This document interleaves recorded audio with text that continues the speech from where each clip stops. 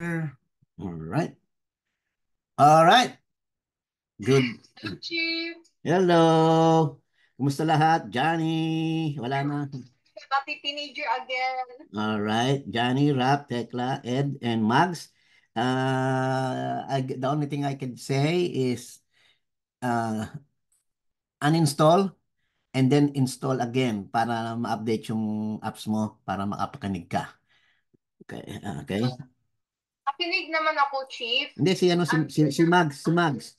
Ito si Mags, nag-in and out siya, hindi siya makarinig eh.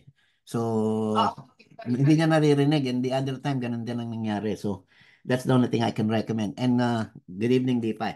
Anyway, good evening sa lahat. Okay, Johnny, Rap, Tekla, Edward, D5, and Mags. And I'm sure there will be others.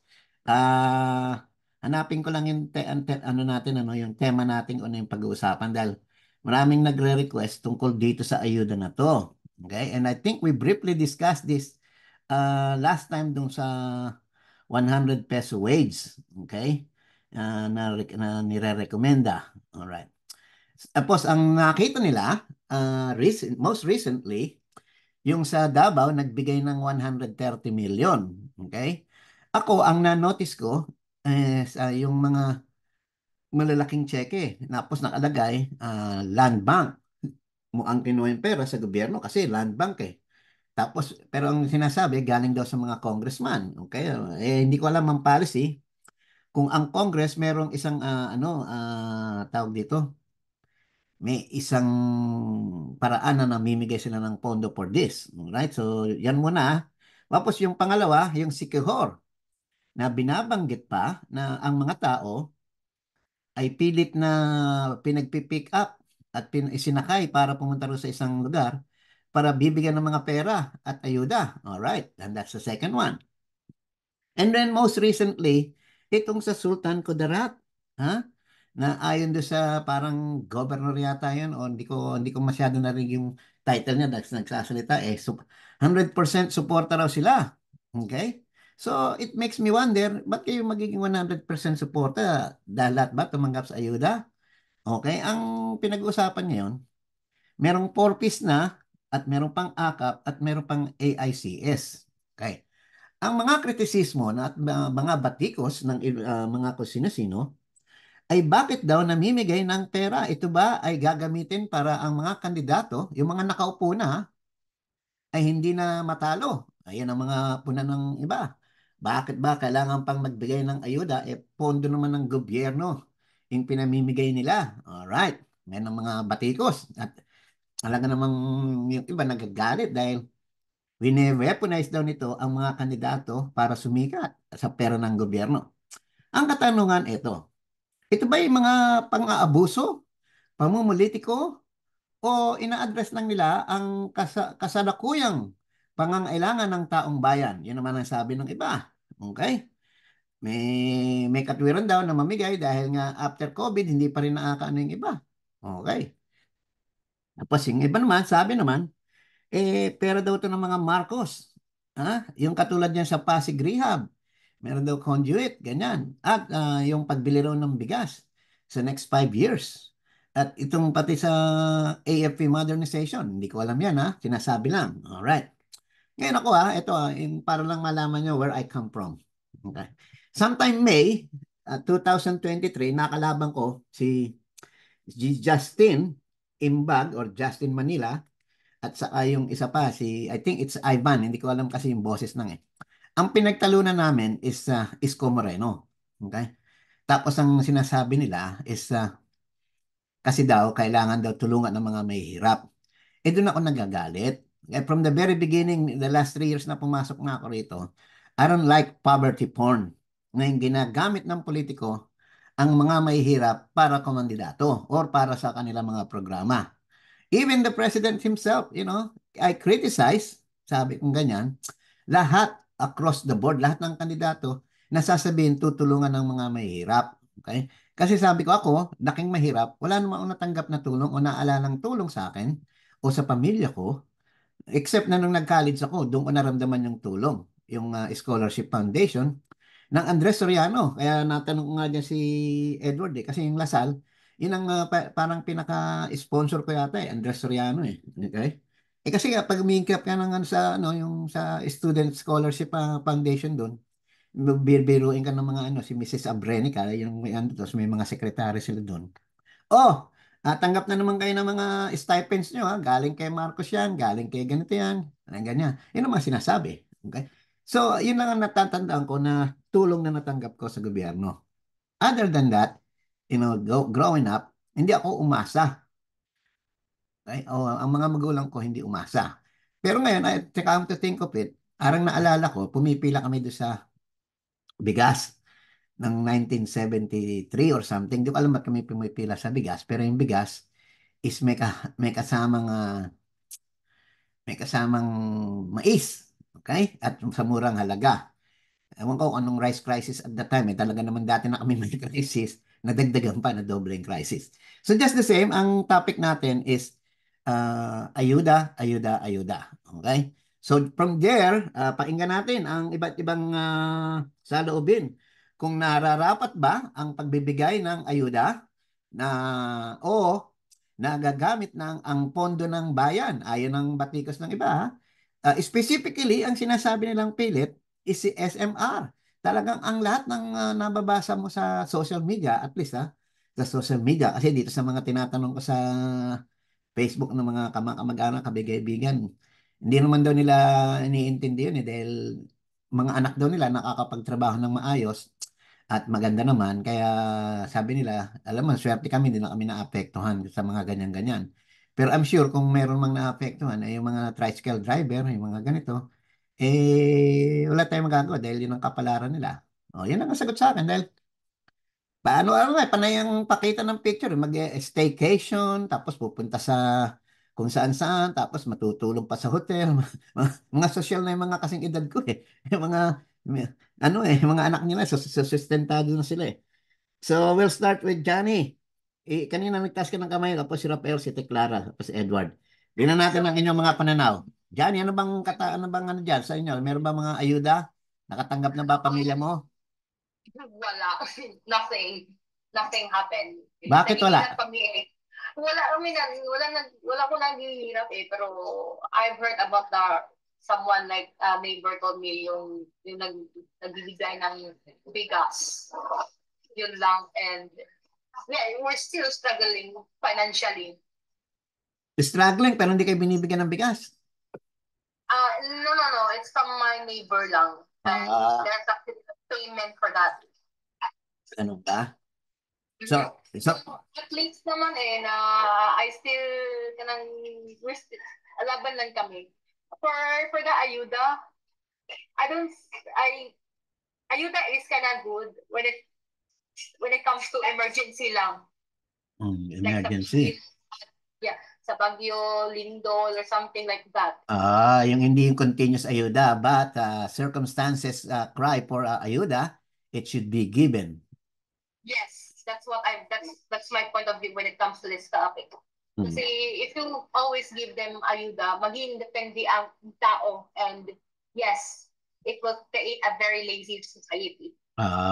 Yun ang tinatawag ni Spacol na mendicant society. Okay? Asan ba si Booksits? Okay. Yeah, meron kaming, me and Spacol have very share similarities on similar sentiments when it comes to ayuda. Okay, thank you. Rap, kamusta naman dyan sa inyo? Nagbibigay ba ng ayuda kung nasaan ka man? Wala po Wala kami ayuda rito. Hindi Oh. naman kami nakabit ng ayuda rito sa lugar namin. Pero narinig mo ba o nabasa yung dyan sa Siquijor at saka dyan sa Sultan Kudarat na 150,000 people daw ang binigyan ng ayuda sa sa Sultan Kudarat? Hindi ko pa na-encounter yon yung issue na yon kasi medyo busy. Pero hindi ko rin ma-confirm kung totoo talaga. Pero napakarami na 450,000. Malaki nun. Malaki yun kung sakaling matutuloy yung ayuda. Ako rin, take ko rin siguro on a need basis lang siguro. If circumstances calls for, giving them ayuda kung kailangan lang. Pero hindi yung maging frequent ba? Mm. Kasi masasanay talaga tayo na magkakaroon na lang ng ayuda lagi, hindi na magsisikap yung mga tao. Mm. Okay. Tingnan natin sino ba yung katabi mo dyan. Tingnan natin si Clara. Ano ba ang masasabi mo sa mga ayuda?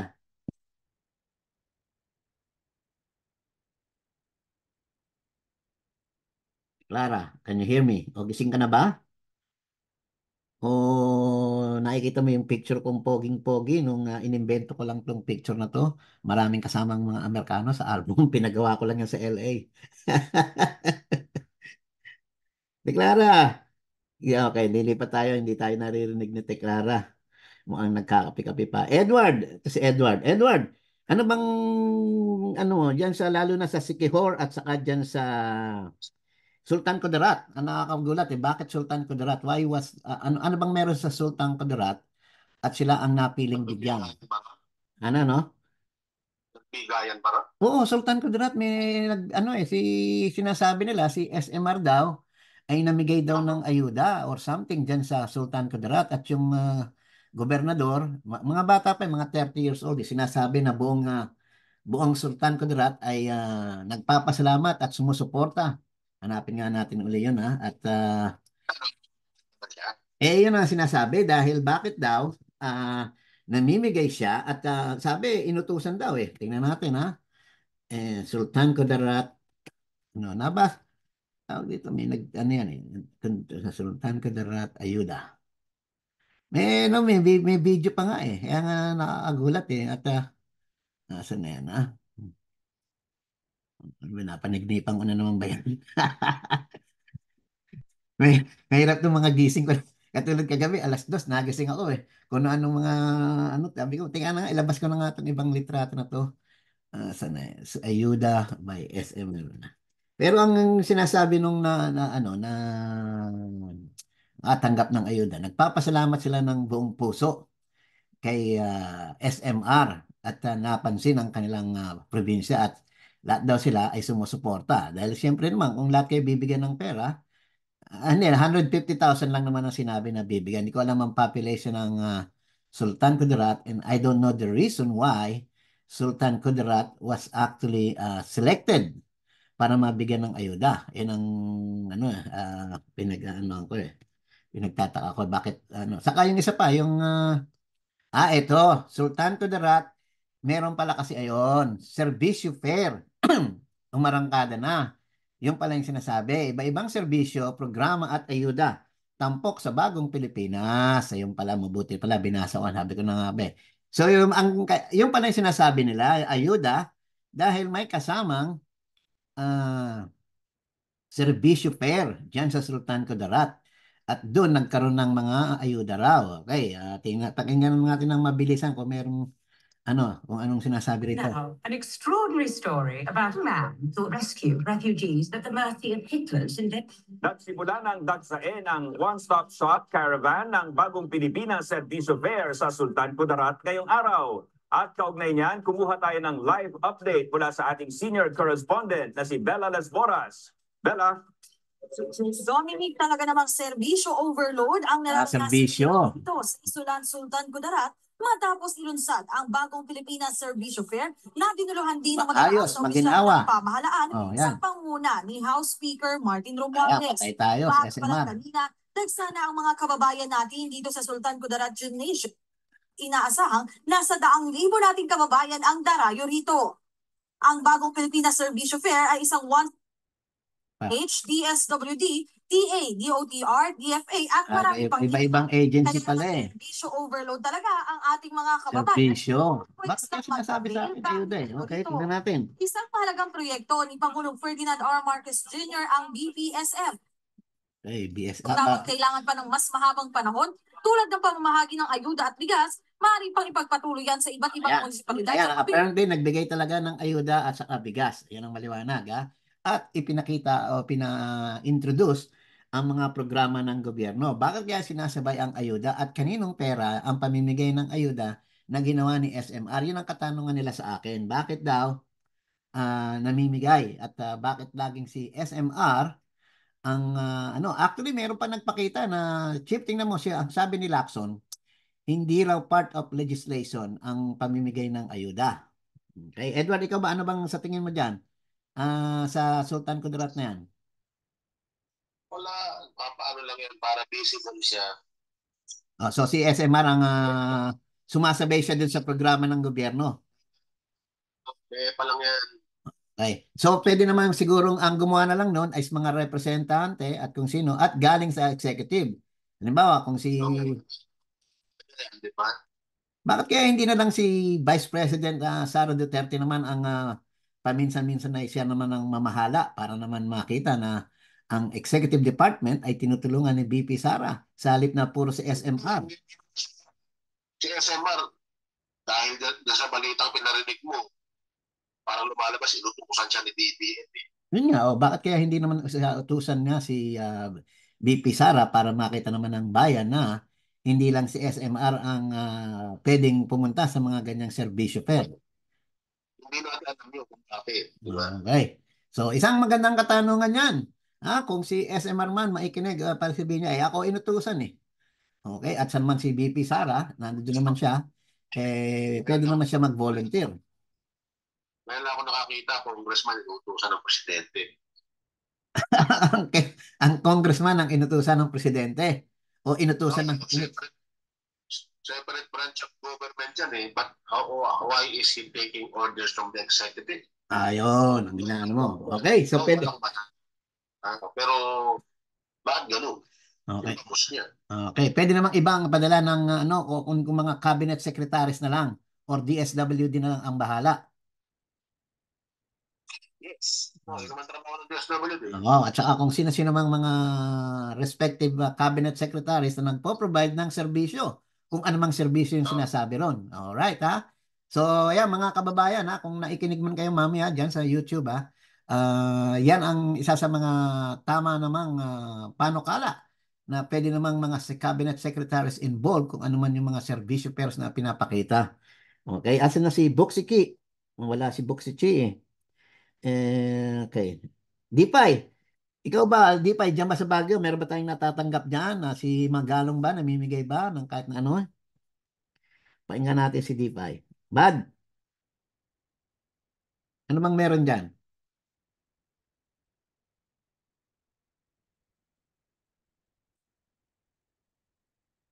Scarlett, andito na pala si Scarlett eh.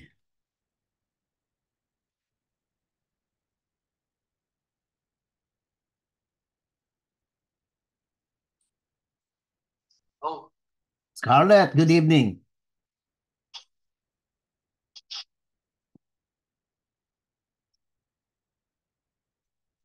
Hello, Chief. Can you hear me? Yes, I can hear you.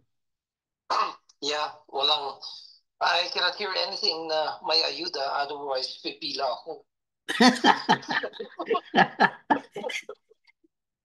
Hindi. Ano naman sa akin? Okay. I don't know kasi generalized na ang ayuda eh. The way, I've been here only like 3 months, right? Pero yung 4-piece talagang kailangan ng mga Filipino yan. Okay? Yung sa, when you're working tapos yung wage mo kulang, so parang subsidy yun eh. Okay? Subsidies, okay. Yeah, so okay ako doon. Sa mga disaster relief, sabi nga ni kanina, isang speaker mo, si Johnny. Si Johnny. Calamities, maybe typhoon, earthquake, fire. Kung kailangan ng tao, may pera man ng government, walang problema yan. Okay? But to use the money for other things, ang opinion ko dyan, dapat hindi ganon. Kasi ang nangyayari is yung banner ng mga pangalan nila sa politics is attached to the incentive or money that is given to a certain community or province. Dapat hindi ganon. Dapat tama sabi ni Edward kanina, dapat na yun, DWST. DSWD, yeah. Social welfare. Yeah. ayun na dapat. Pagkatapos kung, kasi napapansin ko lang dito is kung may kung may ibibigay na pera sa isang province, andyan na yung mga profile ng politicians na sila nag-hand out. Siyempre, ang interpretation ng tao niyan, just like me, galing sa kanya. You know? See, while kung the Department of Social Services ang nagbibigay, it's a given na talagang tulong, right?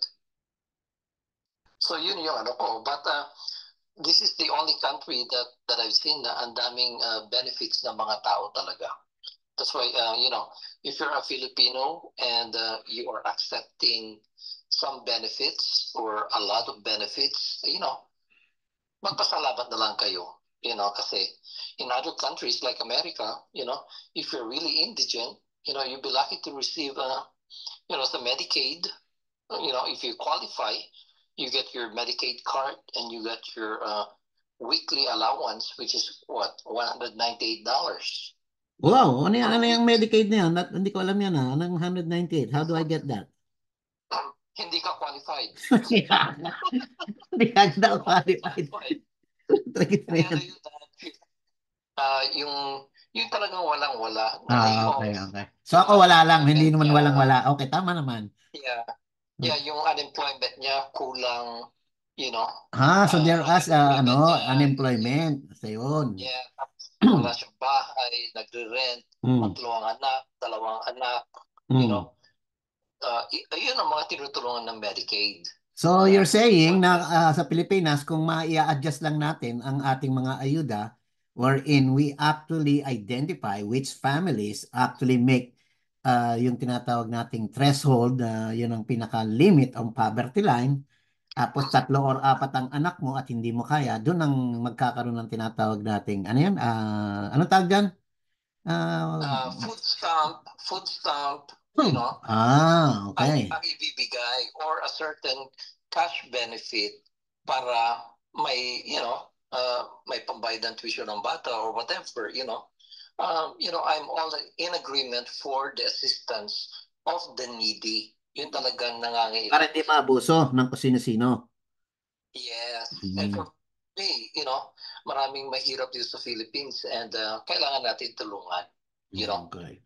Yung sinasabing mismong ang kongresista or congressman sila raw mismo ito sa mga ano lang to pambibintang akusasyon na sila raw mismo kasi ang kumukuha ng pera tapos hindi pinamimigay lahat. Kaya ang nakakarating lang na ayuda, let's say kung ang pinamigay ay 20 million, baka 10 million lang daw ang napamigay.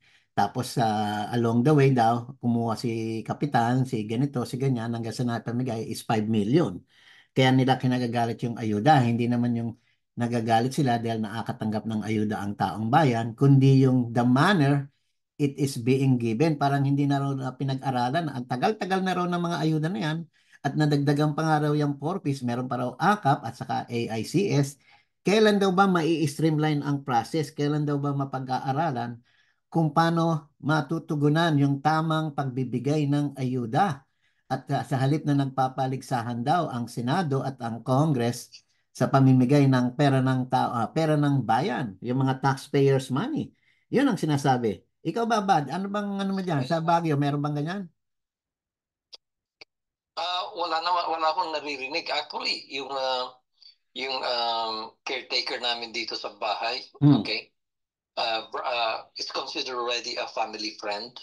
Okay, ang pension niya is 66, okay, years old. Ang pension niya is very small. It's only like around 4,200 pesos a month. So ang sabi ko sa kanya, maybe qualified ka kasi masyadong mababa, sabi ko. Why don't you go to DWSD and ask kung ano mga threshold kasi hindi ko alam.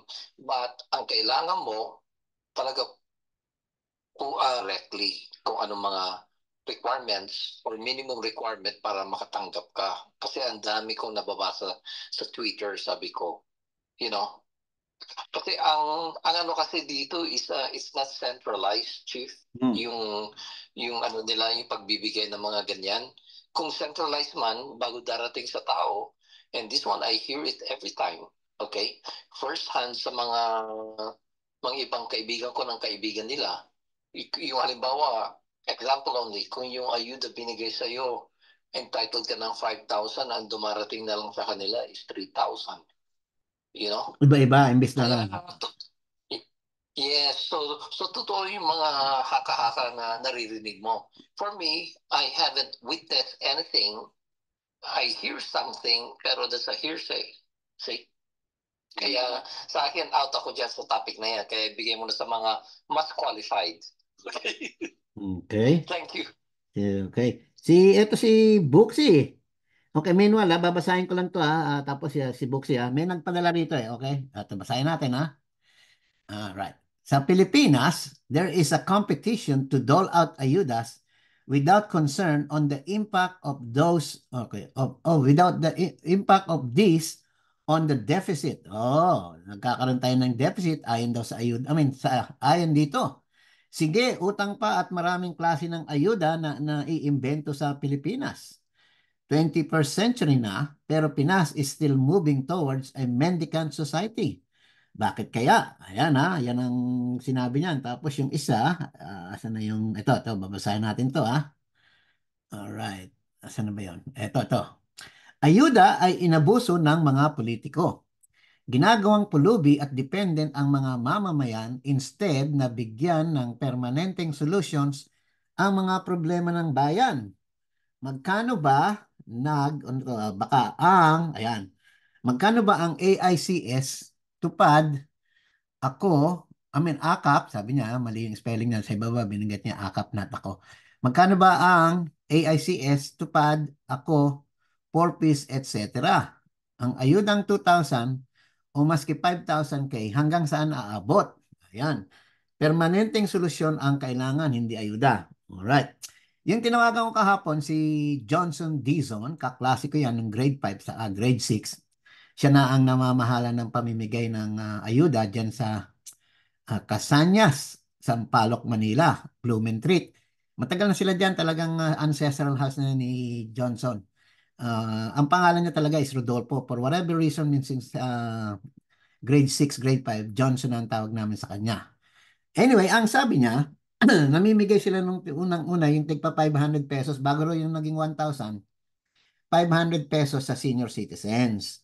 Tapos ang ginagawa para hindi na monthly pupunta sila sa parang siguro yung hindi na mapagod or one time is every 3 months ibibigay 1,500 or minsan daw every 2 months or minsan every 4 months. Pagka dumating na yung pondo sa barangay tapos ipamimigay na dun sa 60 pataas. At siya mismo involved siya dun sa verification ng kung sino-sino. At sabi nga niya, binibiro niya yung dati kong class ng grade 6, itong si Mercedes, okay, si Ditas, na kumukuha ng ayuda. Okay, ang tawag din nila doon, ayuda. Yun ang problema kasi lahat tinatawag na ayuda Hindi yun 4-piece. Itong si Grace, si Mercedes or Ditas, may anak naman na mga maayos ang trabaho, pero siya talaga hindi na nagtatrabaho. Matagal na panahon nung nabiyuda siya. Anyway, siya ang nagbibigay at ganun daw siya magbigay. Dun sa barangay ng kapatid ko, maraming laging nagsasabi sa kanya, "Oy, dapat kumukuha ka ng ayuda. Ganyan, ganito." Tapos sabi nga niya, hindi pa pwede dahil alam na ng barangay na sustentado ako ng kapatid ko na kaya naman na pumila ako. At sinasabi ko, huwag kang makapila-pilar yan. Nung nabubuhay pa, sabi ko, dahil 12,000 ang binibigay ko sa kanya sa panggastos niya Kaya hindi maganda yung manghihingi siya tapos may mapapaya lang pati ka kung basta na yung pangalan ko, pangalan ng mga kapatid ko, ganyan, na pinababayaan siya ron. So, yung isa naman sa Montalban, sabi nila, hindi raw sila nakakatanggap dahil may binanggit na IRA or ERA. Yung income yata ng lugar nila, hindi sapat para magkaroon sila ng ayuda. So, ang nangyayari sa tingin ko, iba-ibang klaseng program, kaya nalilito ang taong bayan. Tapos ito pa ngayon, may panibago pang tinatawag na centenarian program na sinasabi na 60s, 70s, 80s, 90s up to 100. Okay. So, ang sinasabi ng iba, katulad ng sinasabi nito si, lagay ko na lang na REA, yang si Rhea, ayan, okay, ay inabuso raw ng mga politiko. Okay, at ginagawang dependent. Yung isang tumiligsa sa akin dati, na nirereklamo niya, nung may Bardagulan account pa ako, to si, ano bang pangalan to, parang Pilipinas sa something. Ipinipilit niya nang tumatanggap ng 4 piece daw is meron daw mga mayaman na tumatanggap ng 4 piece dahil kilala raw ng barangay. Okay. Kaya hindi natin masasabi, no? Pero dito sa US, ang problema ng mga tumatanggap ng ganyan is yung iba ginagamit yung pera sa drugs. Kaya ang ginawa ni Trump, pinapalitan niya yung program na imbis na cash is ticket. Ano yun? Ano yun? Badge, ano tawag dyan? Food stamp. Oo. At yun yata, meron na yatang proposal si President Marcos na imbis na ganyan is rice stamp. Kumbaga siya, no? Bibigyan ka ng ticket para kumolekta ka ng bigas. Sa halip na yung 4 piece mo, hindi ko alam kung magkano binibigay sa 4 piece eh. Baka 4,000, kaya 4 piece. Hindi ko alam. Kung magkano man yun, mahati na meron ka ng food stamps at meron ka pang rice stamp para pupunta ka na lang sa dealer na authorized ng gobyerno. Sana ganun na, hindi ko alam kung paano na isasaayos yan. At mukhang inaayos na dahil dun sa isang space natin, sinasabi na i-restructure ang pagbibigay ng ayuda dahil napakaraming ang proposal at nagkakaroon ng overlapping. At yun siguro ang tinatawag nilang napupolitiko para gamitin ng kung sino-sinong congressman. Ang Senado ba, meron ba tayong kilalang Senado na namimigay ng ayuda? Meron ba tayong naririnig dyan? Anyone? Wala naman yata. Rap, wala ka bang naririnig dyan? Scarlett? Scarlett? Ang alam ko lang nagbibigay ng ayuda sa Senado, si Rapi Tulfo lang, si Jay. Maraming alam dyan. Si Rapi Tulfo, hindi. Si Rapi Tulfo naman, dahil kumikita naman ng hundred thousands of dollars yung Rapi Tulfo in action niya. Kaya namimigay siya, hindi naman ayuda. Parang, ano niya yun, dinidistribute niya yung konting, kung baka sano, kumikita siya ng milyones, may bibigay siya ng mga ilang libo sa pangalan ng Rapi Tulfo in action. Pero yung mga Senado, alam ko, wala naman ako. Ewan ko, sila Jinggoy kaya, namimigay kaya yung mga yan? Hmm. Hindi natin ano no? Kung sino kasi sa dami nga ng ayuda, sa tingin ko, kailangan nga natin streamlining, okay, number one, the right sizing, yung tamang klase ng ayuda, kasi di ang katulad ng binanggit ko one time, dito sa US, yung during the COVID years, okay, 2 taon yan dito ang nangyari, they already have the threshold identified kung magkano ang dapat nakitain mo sa mundong ibabaw bago ka mag-qualify or para hindi ka anong tawag doon? Baliktad. Okay, ano ang maximum na amount na pwede mong kitahin na makakatanggap ka pa ng ayuda. Ayan tinatawag na stimulus. So in the US sometime 2021 and 2020 here in California itself, okay, if I remember right, I received $600 2020 at saka 2021. And my wife also received $600. Ganyan din. Bali, 1-2 yung pamilya. And the reason we did is we qualified under yung sinasabi nilang maximum income allowable para makatanggap ka ng ayuda. Ang sinasabi nila per year, kung ang tinatanggap mong is more than 150,000, hindi ka na qualified dahil malaki na yung kinikita mo. At yung mababa, tatanggap ka ng 600. So, across the board yun. Wala nang mga paikot-ikot pa. At ang pinagbabasihan nila, yung tinatawag naming income tax return. Ngayon, ang tanong doon, paano yung mga hindi nagpapile ng income tax return? Yung mga pulubi rito, yung mga homeless, yung mga hindi nagtatrabaho. Yun ang kailangan pupunta sila sa kung saan man yung pupunta nila sa SSS or whatever, hindi ko alam. Pero yung mga pinupunta namin ng mga shelter homes na ganyan, parang mayroong nagbibigay sa kanila ng pera din Kasi pagka minsan nagtatao, saan sila kumuha ng pera? Ganyan, di ba? So, hindi ko na masyado napapansin, pero they are getting some money somehow, somewhere. So, sa Pilipinas, kung magkakaroon tayo ng ganyan, isa na lang ang katulad nun, nag-COVID, at kung meron mang disaster na mangyayari, halimbawa, let's say dyan sa Davao, nung nagkaroon ng ganyan, automatic kung ang kinikita mo ito, tapos apektado yung barangay mo, tatanggap ka na kagad kung magkano man yung sinasabi. Halimbawa, okay, 5,000 or 10,000 or ilang buwan or ano, matatanggap mo para hindi na yung paulit-ulit ang proseso. At sana magkaroon ng ganyan. Buxi Chi, kanina tinanggap mo na yung mic eh. Ano, wala na naman si Buxi. Nagdadrive ka ba? Butchiki?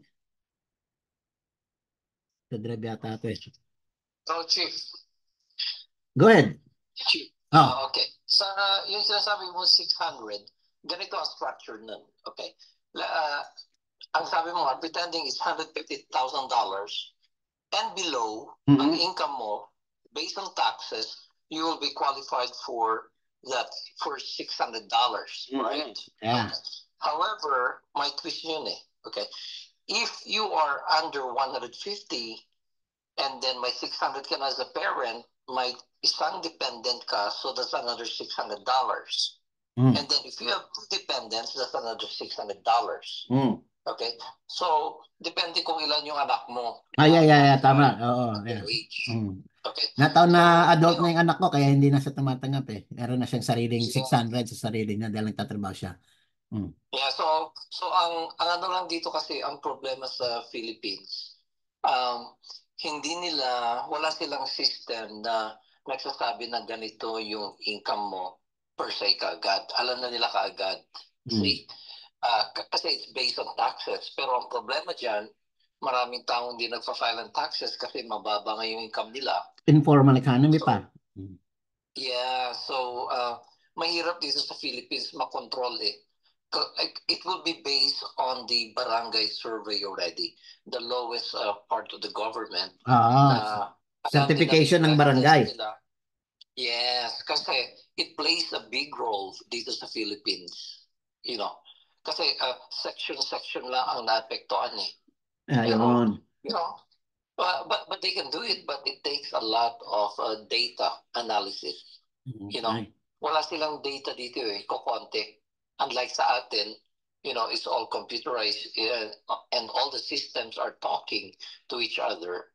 Yung mga agencies, konektado yung mga programs nila. So, mabilis silang mag-act. Dito sa Philippines, mahirap. Ganun ba? Okay, Butchiki, ikaw ba? Ano bang masasabi mo dito, Butchiki? Good evening, good morning. Good evening. Merong vetting process naman ng 4Ps dito, ginagawa ng barangay. Kaya established na yan. Nung una, merong reklamo ang Asian Development Bank na may 40% leakage. Pero ngayon, kinorek na nila yon eh. Ano? 4%? What is that leakage? 40% na leakage doon sa 4Ps dati. Kasi nagve-vet dati niyan ang barangay. Kung tutuusin, meron nga akong direct experience yan kasi nagkaroon ako ng katulong na tumatanggap ng 4P. Stay out yung katulong. Pinipirma ng paper sa barangay, nakalagay doon 3,000. Pero ang tinatanggap niya, actually, 1,000 lang. Sabi niya, ako pinipirma ng 3,000 kasi 1,000 na pinipigay ko. Sabi niya sa barangay, aalis ka na sa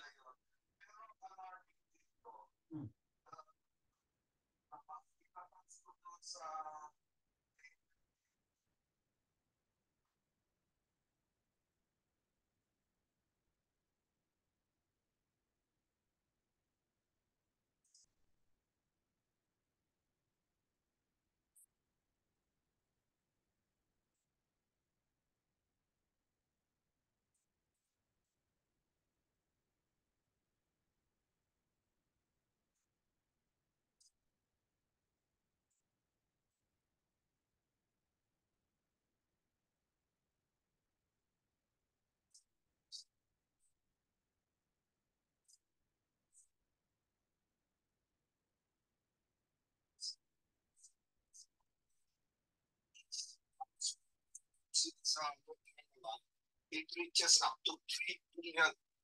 1 billion? 1 billion? Hold on. 1 billion baka mo?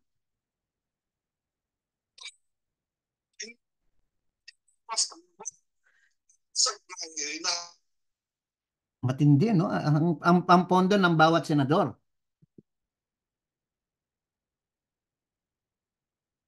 Butchie.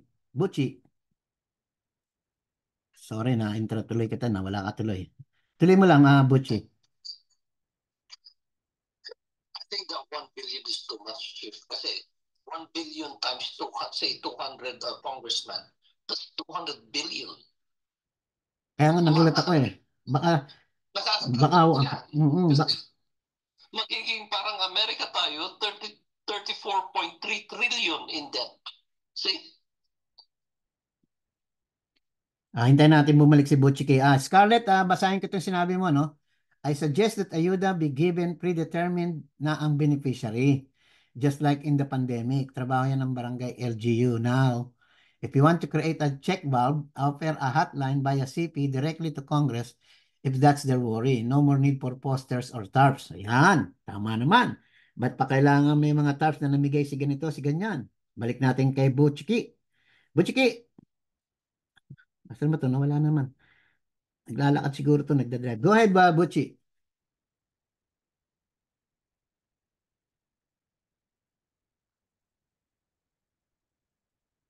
Butchie, go ahead. You have the floor.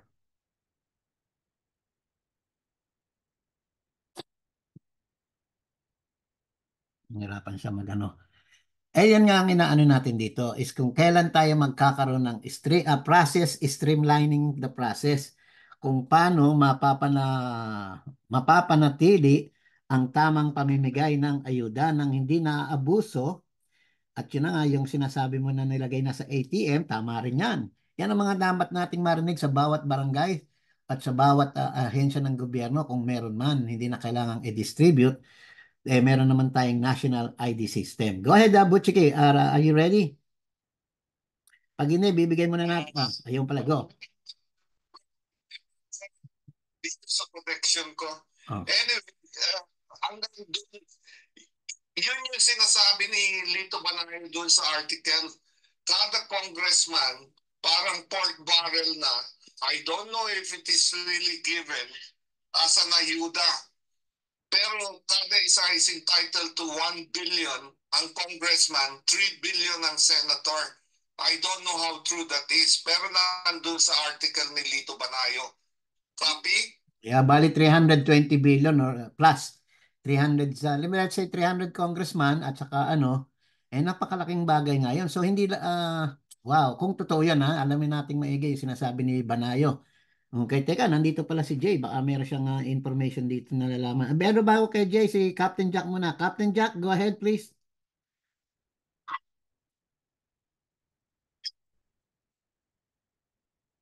Jack, ano bang masasabi mo rito sa ayuda na to? Ano bang dapat itama o anong dapat na patakaran?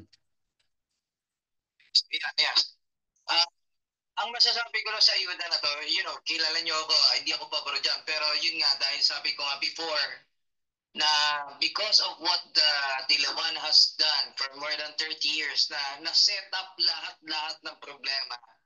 Pero wala tayong choice. Ang panalangin ko lang, pagdating dito sa ayuda na to, hindi mauubos ang pondo ng gobyerno na to the point na halos wala nang matira para sa mga ibang pangangailangan, lalo na sa mga infrastructures, no? Kasi kailangan natin yun eh.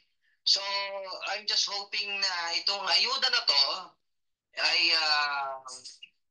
bukod sa makakatulong pero hindi naman long term. Sana short term lang to kasi wala hindi talaga po pwedeng long term ang ayuda dahil kung hindi aasa ang taong bayan sa ganyan. So, yung mga tatanggap ng ganyan, I hope they learn how to handle money pretty well para naman hindi sila yung asa ng asa. So yun na lang muna, makikinig muna ako sa inyo dahil medyo nagugulantang din ako sa mga naririnig ko ngayon. At I would like to remind also everyone, ang government, wala pong sariling yaman yan. That's why they do taxation. However, excessive taxation, tayo naman ang kawawa dun. Diba? So we have to find balance in everything. Ngayon, yun nga, dapat talaga matutong umawat ng tamang pera ang taong bayan. Yun na lang muna. Thank you. Okay, pero yun na, Butchiki, na sana naman hindi totoo na 1 billion. 320 billion, no? Kasi paano mo gagasasin yung 20 billion na ipamimigay sa iba-iba ay kung pwede namang across the board, yung sinasabi nga nitong si Bad at ni Butchie at ako rin, na let's say DSWD, sila na mamahala sa pamimigay dahil na-classify na at na sabi nga ni Scarlett, meron ng preset amount at saka kung i-activate na lang halimbawa, pero sabi nga ni Pad, baka mamaya halimbawa sa barangay, kung sino lang na-apekton, edi yun lang ang magre-release ng pondo kung sino yung magsasabi, okay, go ahead, release the 10,000 pesos ayuda to the district or barangay 516 of Zone 51, Sampaloc, Manila. Kasi yan yung barangay ko, kaya kabisado ko yan. Yan ang naapektuhan ng mga kalamidad. O, di ba? So, i-classify yung mga yon, yan ang lahat ng bibigyan. Kung sa, kung i-release ng gobyerno. Pero sa ibang pamamaraan, yung naririnig ko na binabase sa ganito, hindi equal yung distribution of wealth ng Pilipinas. At yun siguro yung pinapalag ng mga piling na ang Mindanao is malaki ang kinikita na binibigay sa pondo ng bayan. Kaya pakaramdam nila, dapat na raw silang humulay. Totoo ba yun? May naakalam ba niya kung magkano ang percentage ng Mindanao income sa pondo ng bayan? Edward, may alam ka ba kung magkano? Magaling ka sa ganyan eh.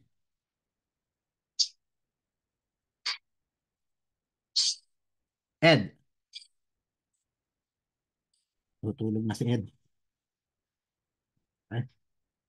Anyway, yun ang natin sa yung si SMR namimigay ng gusto ng pera at yun nirereklamo ng bayan. Bakit naisip ko, ba't kaya hindi naman si BP Inday naman ang mamigay? Total part ng executive kung yun ang pinapalag nila, hindi naman siya part ng executive. Okay? Yun ang natin. Si Clara, ikaw ba, ano bang masasabi mo dyan sa mga ayuda? May nababalitaan ka ba na sa Pilipinas o nababasa?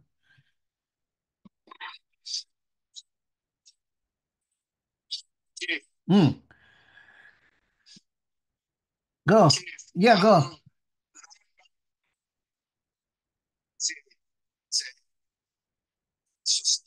Hmm.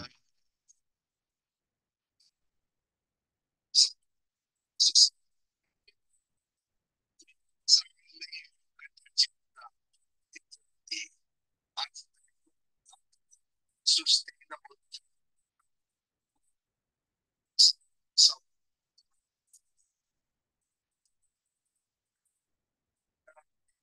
Just na ng gobyerno, na lahat ng gobyerno na maghanda na sa universal basic income ng lahat ng tao. Kasi they expect by 2030 or beyond, marami ng unemployed because of AI, because of robotics, lahat-lahat. Anong gagawin ng mga kikitain? Kasi malaki unemployment. Kaya ewan ko kung itong sa dami-dami ng programa ng Pilipinas, kung ano ang sinusundan nila. World Bank o yung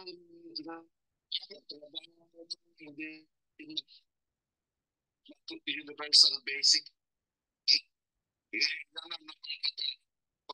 sa Pwede. Actually, mayroong nagpadala eh. Ano yung, basta. Oh, go ahead. Tuloy mo lang. Tuloy mo. Tignan niyo yung sa, maski na nakakatawa dyan sa inyo eh. Yung mga illegal nyo, nakapasok sa southern border, binabasa, ine-airplane ka papunta New York, Chicago, Kentucky, Virginia. Sila yung may libreng hotel, hills. Di ba? Yun ang balita dyan. Tapos tignan nyo yung nangyayari sa London and Paris. merong mga Muslim migrants na tatlong asawa. Ngayon, they are demanding libreng housing. Paano 10 anak, 1 dosena anak, kasi 3 nga naman awa niya, Muslim paano yun? Nagre-reklamo na nga mga tao doon ang mabuti lang dito, wala tayong problema ng mga illegal migrants. Pero mukhang papuntang ganun direksyon tayo kasi nakakapagtaka Kaya doon ko nakikita siguro itong, I don't know, kung anong connection doon sa Agenda 2030. Yeah. Tama naman ako na medyo maa-alarm ka rin kung totoo talaga na katulad yan yung sinasabi mo dito sa US. Hindi ko kasi alam mo naman ako, ang focus ko Pilipinas ang parang nag-post yung si Patriot, sinabi sa akin na hindi, sinabi niya in public na buti pa ang mga illegal aliens, meron silang $10,000 pag nagpunta sa New York at bibigyan sila ng pamasahe kung saan sila gusto nang pumunta. Yan nakakagulat, no? I mean, saan nila kukunin yung pera nun sisingilin na naman kami ng malaking takas. Para you guys information, sa 3 paychecks na tinatanggap ko, yung 2 taxable. Ibig sabihin, retirement ko sa Social Security, nagbabayad pa ako ng taxes. Yung pension ko sa US Navy, nagbabayad pa rin ako ng taxes. Hindi na ako nagtatrabaho, pero dahil tumatanggap ako ng pension, may taxes yun. At dahil kinukuha ko na yung Social Security ko, may taxes din yun. Dahil dito, ang Social Security benefits mo yun, dahil pinaghirapan mo yun, ikaw na gano'n nun. Kinuha ko na at the age of 62. November 2022 ako nagsimula. Pero kung hintayin ko pa sana yung November 2060, ano ba, 2020 plus 5 years, 2027 pa, mas malaking halaga ang makukuha ko. Pero inisip ko, bago man umamatay, kunin ko na yung pera ko. Mapakinabangan ko na para pa easy ako. Okay? So, yun. Paano ba yan? Di pa. Ibig sabihin, totoo yung sinasabi ni Patriot na bibigyan ng $10,000 ang isang illegal alien. Hayop na yan, Alright. Nakalimutan ko lang yung Twitter handle ng isang Amerikano dyan na naglalakad ngayon, veterano yan, naglalakad ngayon papunta doon sa southern border kasi sabi niya mag-illegal immigrants talaga to kasi nakakatanggap sila lahat ng ayuda. May meals, may hotel, libre accommodation. Tapos siya, veteran, halos wala daw siya natatanggap. Ayun, sikat yan ngayon sa States Nakalimutan ko lang yung Twitter handle niya Okay, I'll tell you the story on that one. Go. Okay, kasi sa akin, ang feed ko sa Twitter ko is still America. Karamihan, okay? Anyway. Naririnig ba? Yeah. Yung mga nagko-cross sa border. Okay, si Bad. Sa Texas or Mexico or Arizona, okay? Kung nag-cross ka, hindi mo ba alam na those people got debit cards already coming from UN. My God. It's worth $200, I think. May credit card na sila, debit activated. Okay? Ngayon, yung problema doon is yung mga bilanggo sa Venezuela, neighboring countries na nagko-cross galing sa mga prison. So these are convicted people na nire-release nila, may guide pa sila kung saan sila pupunta. Okay? Pupunta ko anong pinakamadaling pasukan, whether it's Texas, Arizona, Okay, yan nangyayari. So, ang problema dito, there was just a law that was passed na those illegal immigrants can purchase outright guns from gun stores. No. Yes. Okay? So, mabigat yan. Walang antag dito, walang record sa Amerika. So, malaking problema yan. Yeah. Right? Okay. Now, yung mga nagpo-cross sa Texas, fly nila sa New York. for free. They don't have to go to the same screening just like you and me and any other citizen or immigrant, legal immigrants na pupunta ka sa tawag dito sa screening ng security. Very tough, right? Okay. Lahat yan. They can inspect everything. Pero kung illegal ka, you don't have to go to that one. You're free to go inside right away. In the plane. Alright? Now, pagdating nila sa New York, yung mayor yata or governor is trying to pass. Okay? Trying, hindi pa effective. Na kung illegal ka, may $10,000 ka kaagad. So hindi pa pala aprobado. Yeah, hindi pa. And then, ang susunod dyan, they're gonna house you to a hotel, right? Okay. Gasto lahat ng government yan. Hindi mo ba alam na millions of dollars kaya ina-accommodate ng mga hotel yung mga illegal immigrants. Ngayon, nagkakaroon ngayon ng problema sa New York and other states. Okay? But specifically New York. Okay? Yung mga schools, ginagawa nilang parang titirahan ng mga illegal migrants. Okay. Yung eskwela. Yes. So yung mga students doon, na-dislocated. Yeah. Na-dislocate sila. So internet-based teaching na. Yan ang mga reklamo ng taga New York. Kaya ang sabi, pagkatapos pumatong pa dyan, okay, ang ginagawa nila are these ones are hoodlums sa other countries, right? Or gangs. Okay? Ang nangyayari ngayon is an organized one na halimbawa 5 sila. They will go and rob the people in New York na mga naglalakad, kukunin yung mga cellphone nila. Oh my God. Okay? Anong gagawin ng pulis? Walang ginagawa ng mga pulis. Okay? Ayan ang nangyayari. That's why New York is a mess right now.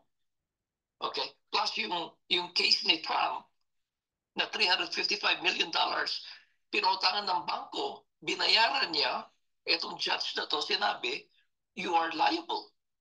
Kasi fraud raw yung ginawa ni Trump and the bank. Well, ang ano kasi dyan, Chief, is kung ang bahay mo, what you think, pretending you're Trump, declare mo yung real estate mo na worth $400 million. Ang gagawin ng bangko, they will send an appraiser and appraise it. Kung sinabi ng bangko, okay, it's worth 400 and I'm gonna give you 100% of that loan appraised amount. Ibibigyan nila. Ano pa kailan ng judge kung binigay kay Trump? Yeah. Ngayon, kapag bayad naman siya, everything's settled. Ang ginawa ng judge, verdict, you have to pay $355 billion. Ayun, nakita ka ngayon eh. Yeah, what basis natin. Kaya nangyari ngayon sa New York is really a mess kasi yung mga truckers na nagdi-deliver ng mga goods, okay?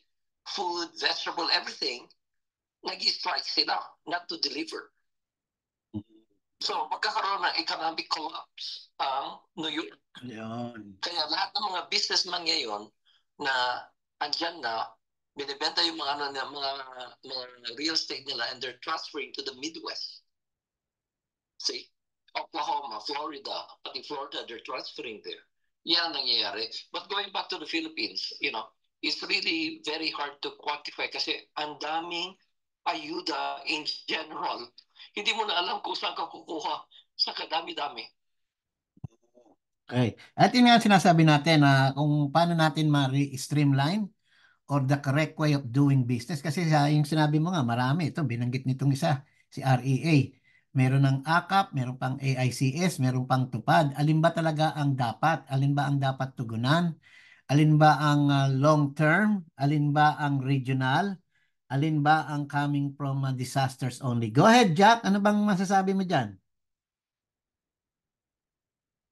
Actually, I would like to ask Defi, what do you think is the political landscape heading into the election this November? Tama ba? November ang election? So what do you think? with this kind of scenario?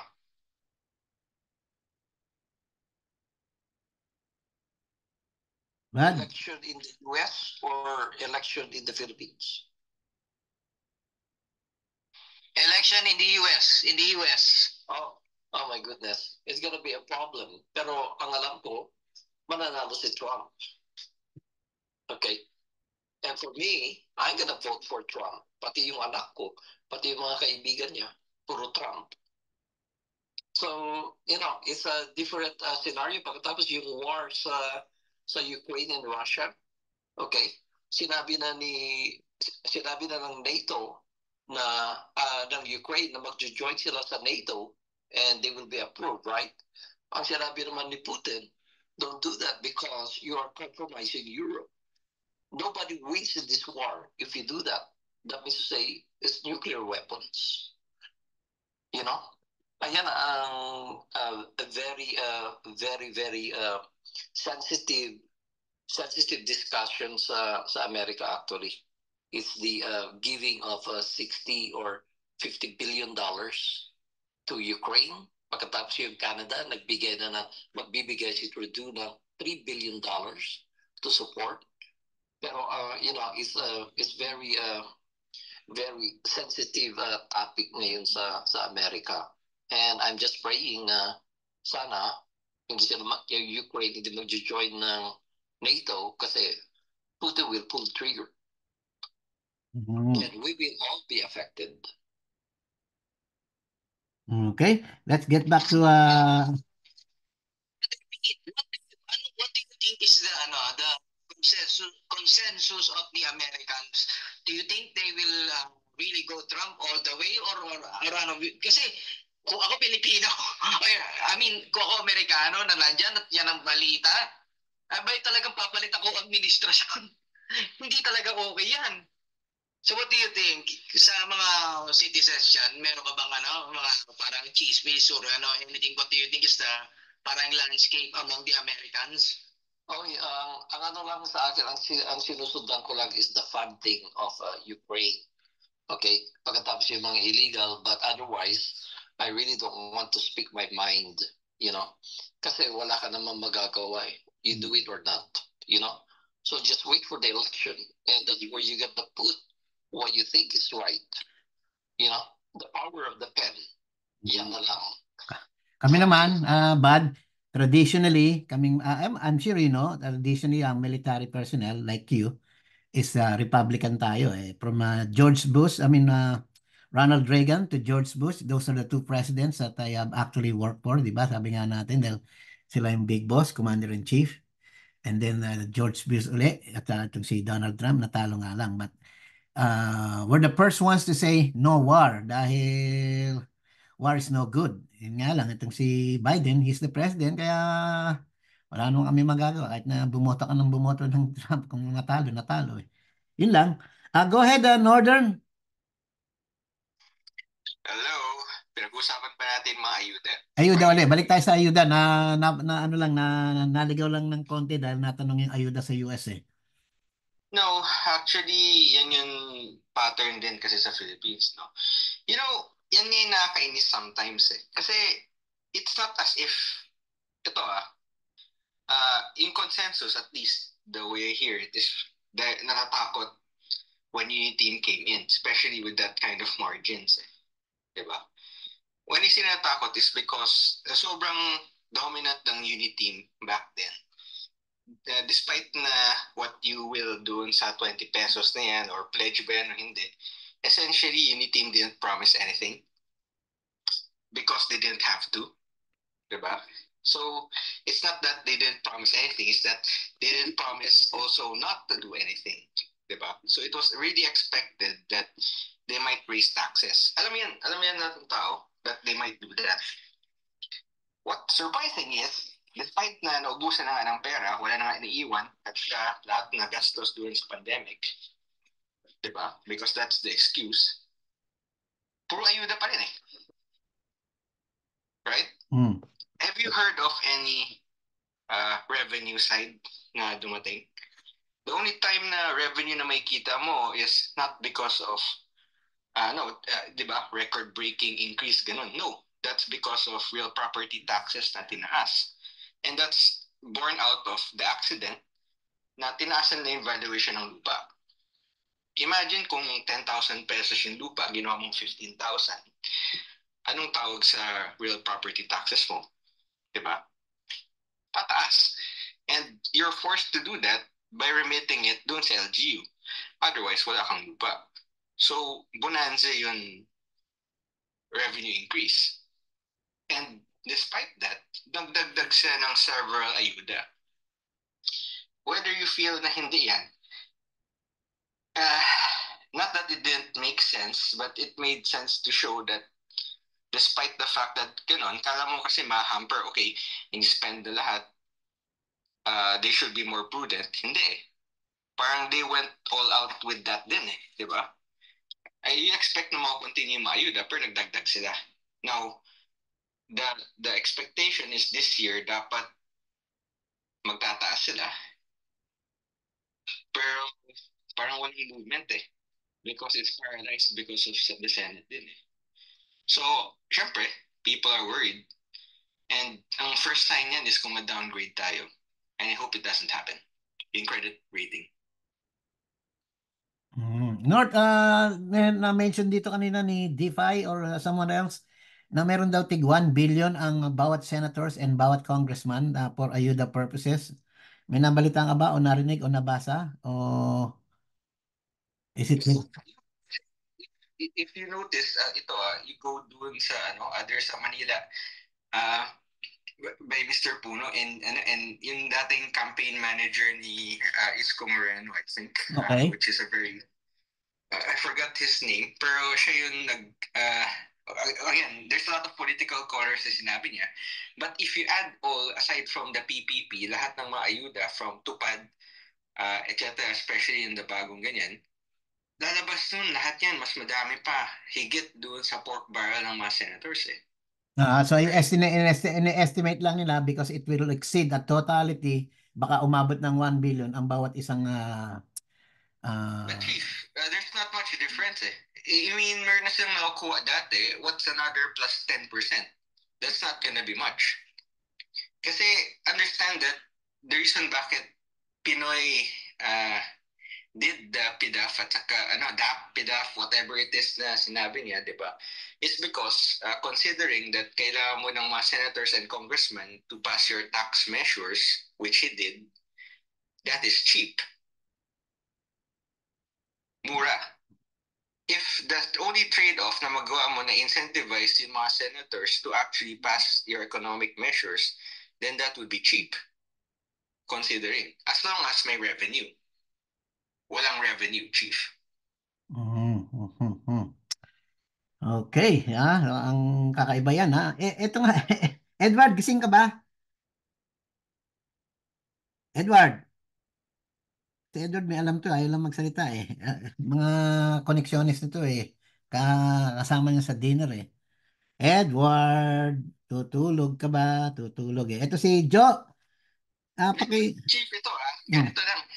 Again, kasi ang ayaw mo yan, syempre PPP, dinagdag mo, sige, out of 10,000 people, nagdagdag ka 1,000, maybe, di ba?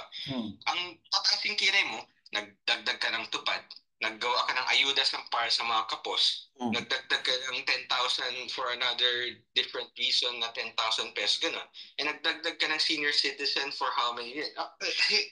Lahat yan adds up. Yeah. And those are new programs, 80s, 90s, 100s. So, na inauthorize yung... Na from 10,000 to plus 1,000, kasi 10,000 na dati, nagdagdag ka ng 5,000 at 10,000 na bago.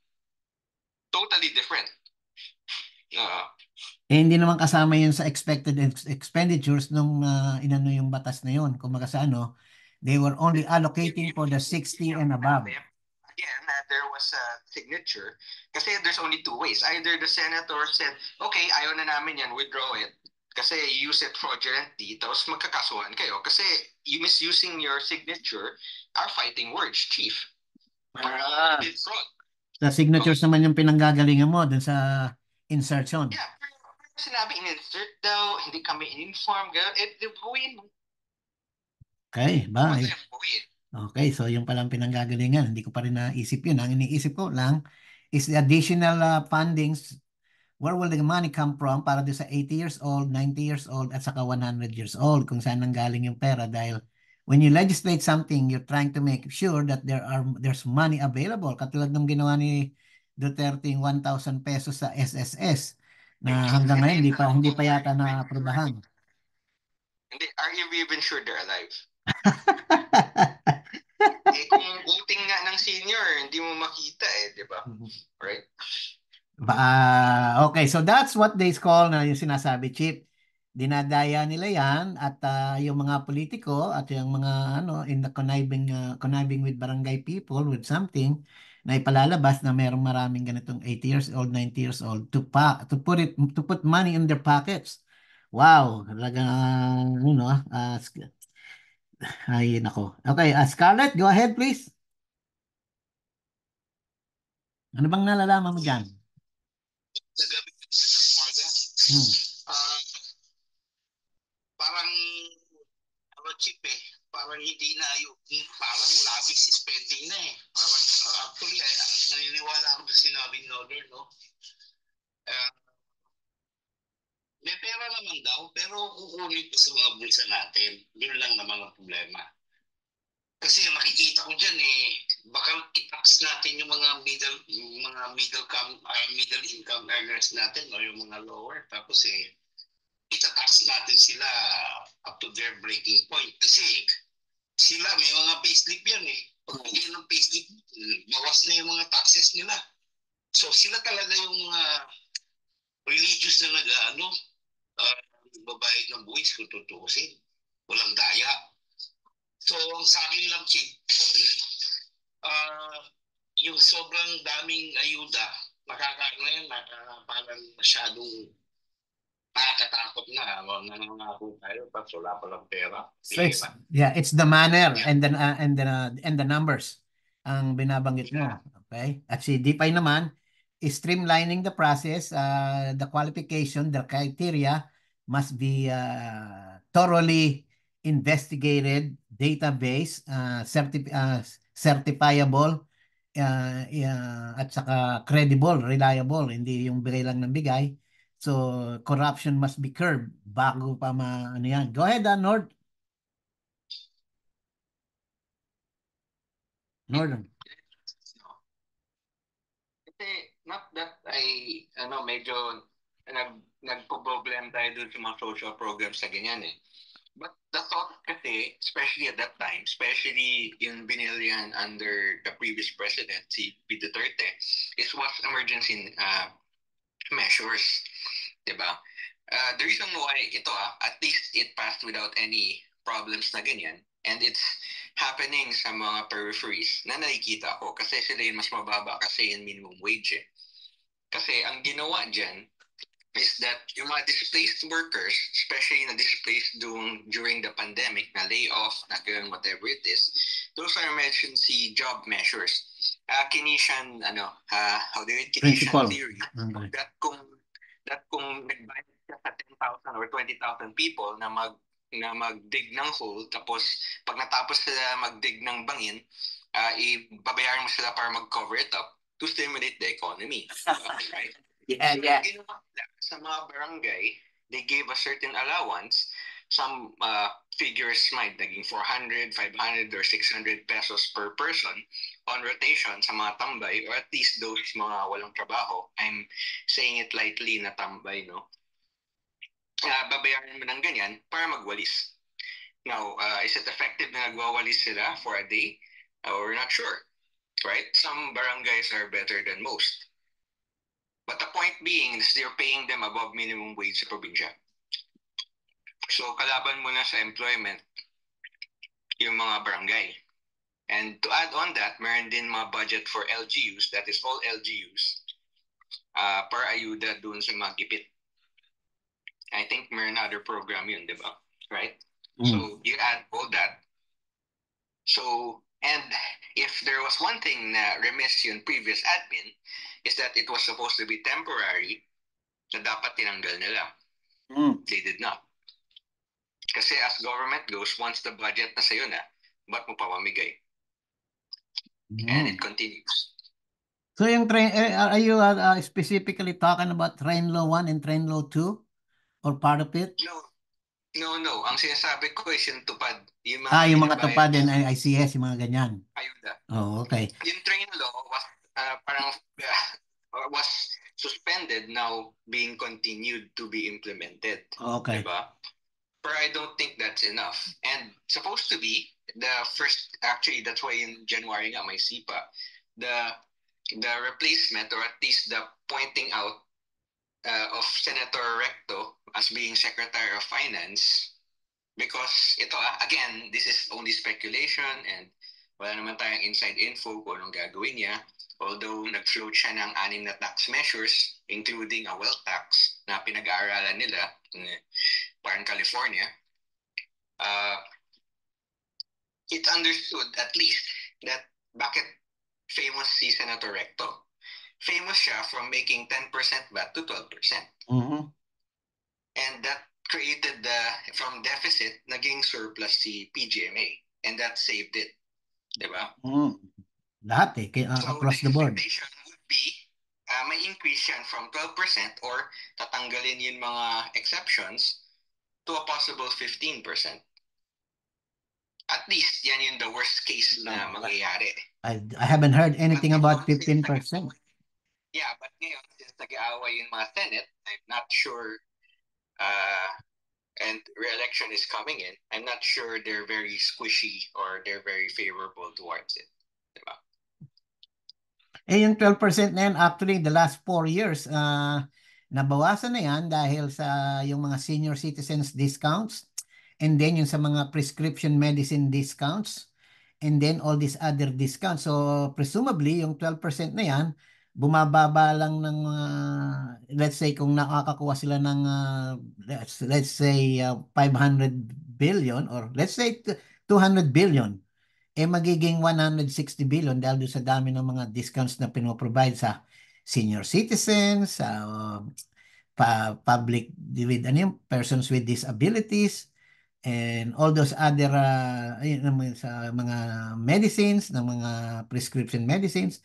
Kaya bumaba ang revenue din doon. Tapos ngayon itataas ng 15%, across the board naman tatamaan naman ng taong bayan. So sa pamimigay nila lang para sa mga seniors and then ayuda to seniors, na ang sabi nga nung iba is katulad nung kapatid kong hampas lupa na lang,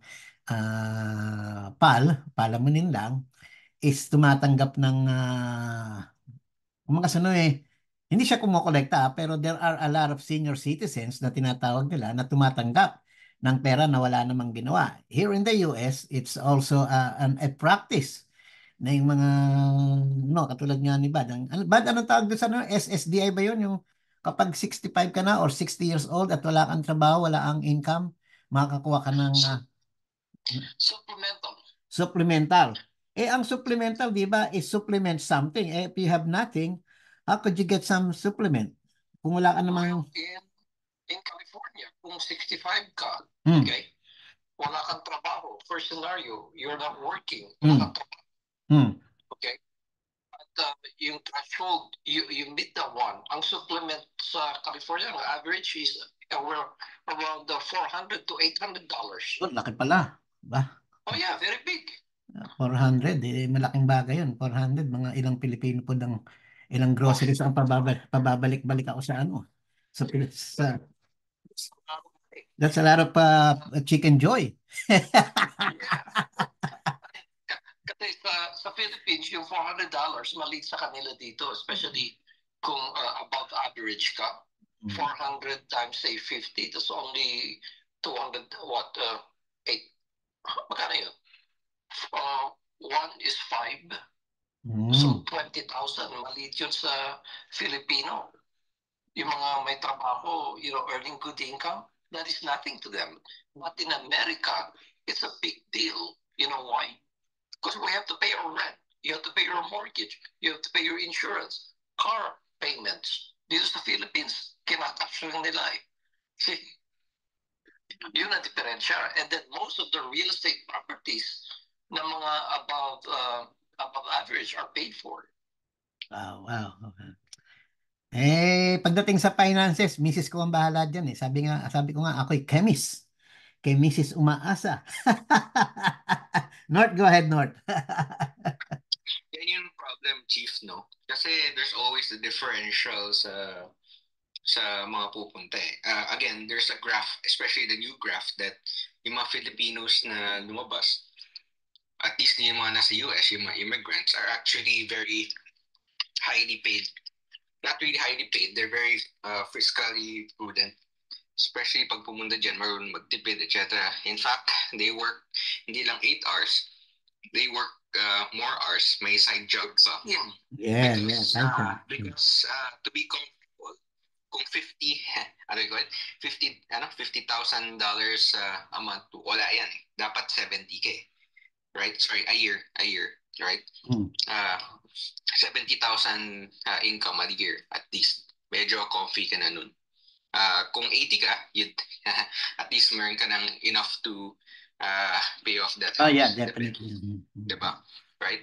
But kasi long term naman eh. Ang maganda sa US is the credit is very good, especially pag good rating ka. Diba? They can live at least comfortably under loan. Depende. Kasi again, their finances is very sophisticated. Ang problem yan is that sabihin mo, yung mga immigrants from Mexico, yung mga immigrants from ganun. Let's not kid ourselves. Pag mayroon land bridge from Philippines to Hawaii, kalahati ng Pilipinas punta sa Hawaii. Yes. Right? It just so happens na kailangan natin mag-airplane papunta. Kaya hindi natin magawa. Right? Yes. So, you're not really confident in doing that. Kasi lahat ng mga skilled workers mo, at least ngayon, kalaban mo Canada and US diba? Especially sa locals. Because in dating adage na, you work the same, wala ka may ipon, diretso ganun, yes, fair enough. But only in the differentials. Plus, until sumabog in US, especially dun sa benefit, once you're 60, you can actually live comfortably back in the Philippines. Choose your pick kung saan yung mas magandang healthcare na covered by Blue Cross or yung mas magandang insurance na pwede kang i-helicopter once you feel something. And your stipend is in dollars, which can be converted easily sa Philippines for a comfortable and paradise living, considering makakatulong ka pa sa kapwa, diba? See? At least that's the thing. Northern, I want to correct you on something, if it's okay. Okay. All right. Here, yung $70,000 or even $80,000 if you are in California, especially San Francisco, LA, Orange County. Okay. Yung mga high cost. Yeah. Wala yun eh. That's very small. The one conversion nun, you're only making after all the expenses and the standard of living, that 70 is actually... Yeah, but why are you choosing Orange County? I'm talking about the una sa Palo Alto, mga 30 to 45 minutes drive. That's answered already. Okay. Oh. Okay. If I'm gonna be more specific, it's San Jose, Santa Clara. Oy! Okay. Because I live it. I know. Way back. I know. Even today, it's a high cost area itong San Jose. Sinasabi mo sa akin yung mga sinasabi ko, yung mga sinasabi mo, those seems to be the only conservative places sa California.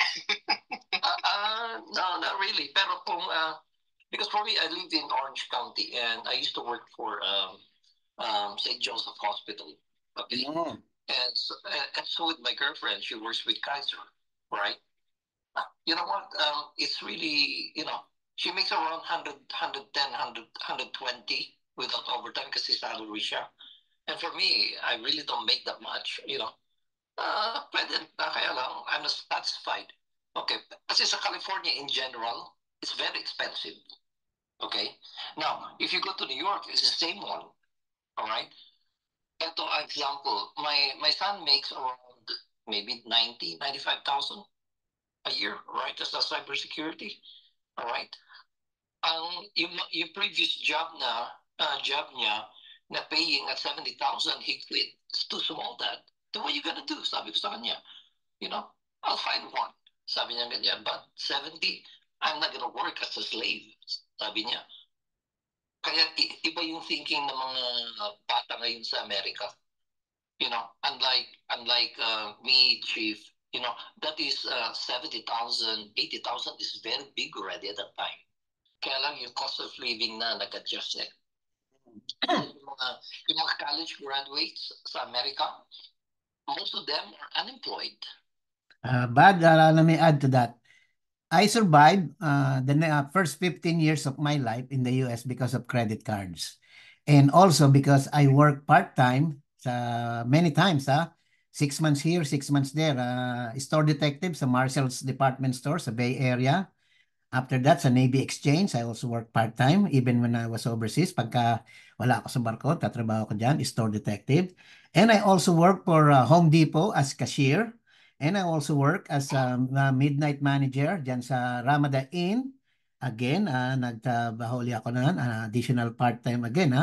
Na mahilig ako sa, kaya nga kasi to be able to survive, ang akala ng iba is easy living. Ngayon, if you want some tawag dito, ano yan, yung karangyaan. Oh, if you want some extra money, and you want to be able to travel, do something else. Kasi ang buhay naman katulad ko, hindi naman ako katulad mga nasa mga medical field. I have to work extra hindi not to make ends meet kasi kaya naman ng sahod ko. But because we wanted to do more, we have to work extra. Lalo na yung tinutulungan ko yung mga kamag-anakan sa Pilipinas. And that's how you do it. You make the most of what you can get. Kaya totoo naman yun na merong ganyan. But not everybody does that. Kasi nga katulad mo, yung girlfriend mo, she makes 120,000 a year. Ako, I make yung last active, anong tawag dyan? Last active employment ko sa Unitec College, I was making 84,000 a year. Tapos nag-retire na ako. Kaya ngayon bumabatikos na iba-iba ang retirement ko because I did 3 retirements. Navy retirement, civilian retirement, and Social Security retirement. Kaya 3 paychecks ang tinatanggap ko. And I call it retirement. Kasi pag tumigil ka na, Military passive benefits. yun nga. Because ang tawag doon is because you did something for so many years of service. Kaya binabayaran ka. Yun nga miski sa Pilipinas na intindihan ko, malaki rin ang sahod ng mga retirees And just rightfully so dahil nga yung we have a different lifestyle. Katulad ko, pagka nasa barko ako, we work 16 hours. Tapos yung walang Pasko-Pasko sa amin, naka-duty ka kahit Pasko, bagong taon. Because somebody has to stand the watch and somebody has to go overseas.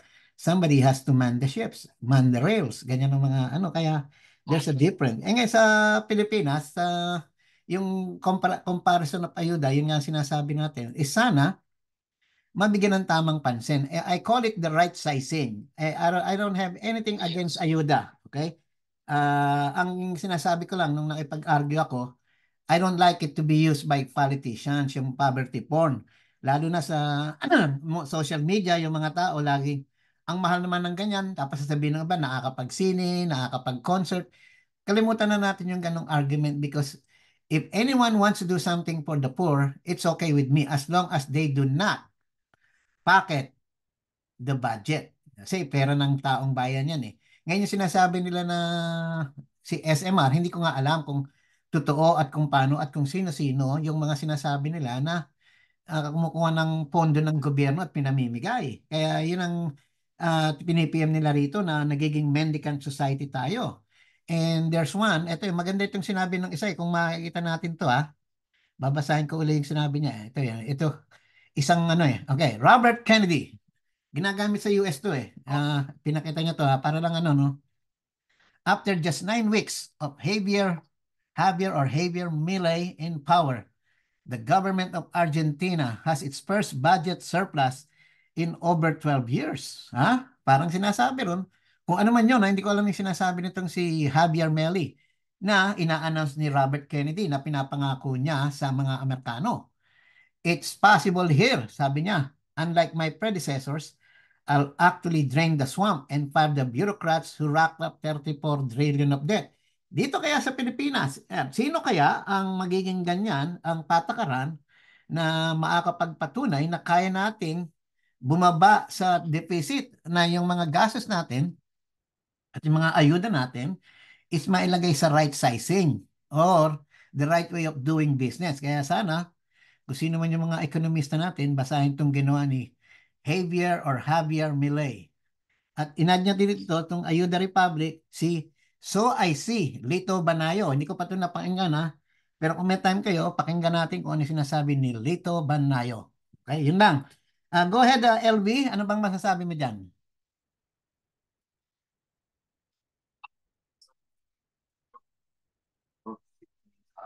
Yung SSI sa California are for people na may disability, couldn't work. Ano ba yan? Kasi rin yung immigrants natin na punta ng Amerika na retired na hindi na pwede kinakulit pension kasi wala silang 40 quarters, di ba? Yun ng California SSI, which is average from 1,000 to like 1,200, I think. Yung pala yung napalala mo, sinabi mo yan. 2 weeks ago, ewan ko kung narinig niyo yung kwento ko, nag-groceries ako dyan sa Filipino store. Tapos may isang matanda, mga maybe a little older than myself, mga siguro nasa 65 to 67, nangihingi ng pera. So sabi ko, wala akong cash, pero eto, kag-grocery ko lang. So binigyan ko siya meron ako dong isang, ano tawag dito, saging, isang piling, at saka ano pa ba yung binigay ko sa kanya? Dalawa yung binigay ko sa kanya pagkain eh. Sabi ko, bakit yung kayo nanghihingi? Pwede naman kayo kumuha sa Social Security. Ganyan-ganyan. Tapos sabi ko, paano kayo nakarating dito? Dapat naging citizen na kayo by that time. Bagong dating lang ako rito. Sabi ko, kung bagong dating lang kayo dito, sino nag-petition sa inyo? Anak nyo?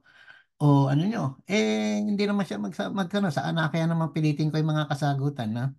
So, hinayaan ko na lang doon. Tapos punta ako sa kotse at bibigyan ko ng tubig. Para sakto na yung ano niya, kaso nawala na eh. Okay? Kasi kung minsan may mga nanghihingi dyan, lagi kong dadalhin ko sila sa Social Security. Ngayon, tama ka. May nagsabi sa akin, Chief, hindi naman ganoon. Ibig sabihin, may mga nakarating na hindi sila qualified because they have not earned the minimum number of hours para makakuha ng Social Security. Tapos ganito, ganyan. Sabi ko, paano yung mga pumirma ng affidavit of support na hindi sila pababayaan, hindi sila magiging public charge dito sa US? Sino yung mga magulang nila o anak nila na nagdala rito? Alam mo naman yung mga ganyan, wala yung mga anak nila, nagtatrabaho, tapos lalabas, maglalakad dyan sa tindahan. Gusto nila yung ganyan, tapos magugutom, bigla na lang maghahanap ng ano. Kaya may ganyan tayo rito sa US. Yung pala, LB, tama ka doon, merong ibang hindi qualified for whatsoever. Kaya binili ka na ganun. I want to piggyback on that. Before, kung elderly ka, tapos immigrant ka, petition ka, hindi ka pa citizen, magko-qualify ka sa SSI ka agad. Agad. Okay?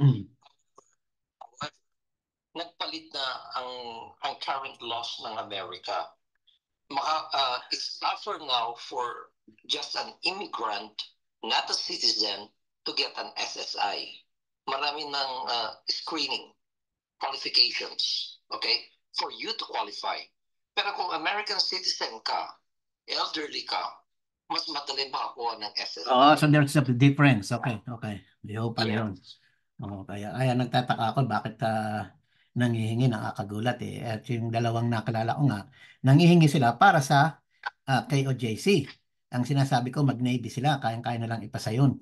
Kahit sinong ordinaryong tao. Tapos mga papayat-payat din tulad ko dati, makakapasit sila hindi sila mo ang lampay. Yun na nga, lumalabas, binibigyan lang sila ng parang eksakto na panggastos, tapos sama-sama sila sa bahay. Yun na nga, yung mga religion na ano. Go ahead, Buxi, and then North. Mabalik lang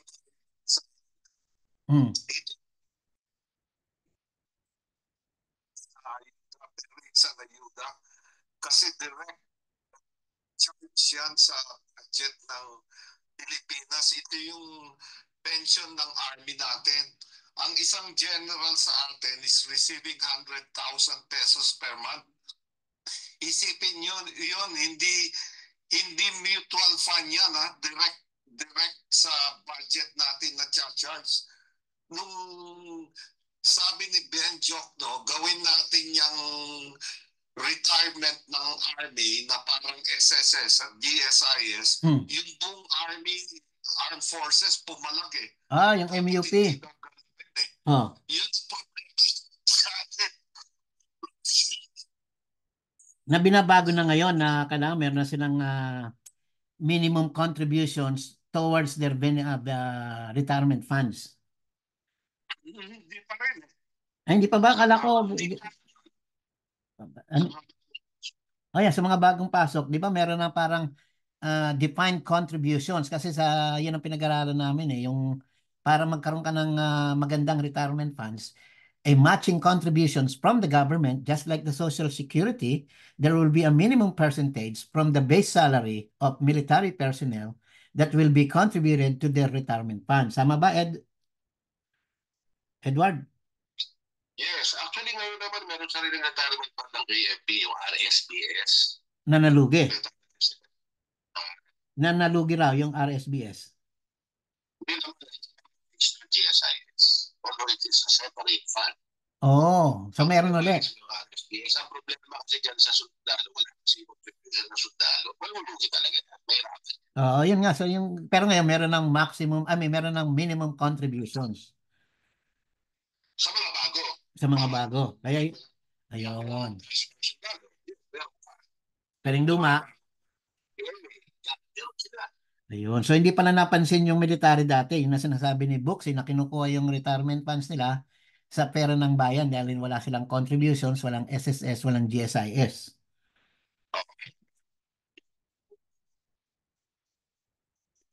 Okay. It's someone else's mistake that we all have to pay for right now. And to correct that, binabago yun sa panibagong enlistees or panibagong... Yes, actually, yun nga sinasabi ko niloko kami ng armed forces. Okay, D5, pakinggan mo to matatawa ka. Edward, kasi dito, ang retirement, ang basic pay namin is binabawasan ng 5% for contributions to our retirement. So, yung Social Security, okay, napupunta sa 5%. At ang gobyerno magbibigay ng 5% sa Social Security namin.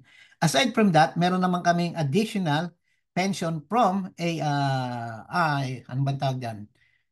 Armed Forces of the USA. Lahat ng Marines, Navy, ganyan, sarili nila yan na pondo kung saan nila kinukuha yung Federal Reserve, Federal whatever, na pagdating mo ng 20 years, you have the option to retire. Okay? Option 2 but you also have the ability to be able to retire at the 30 years maximum service.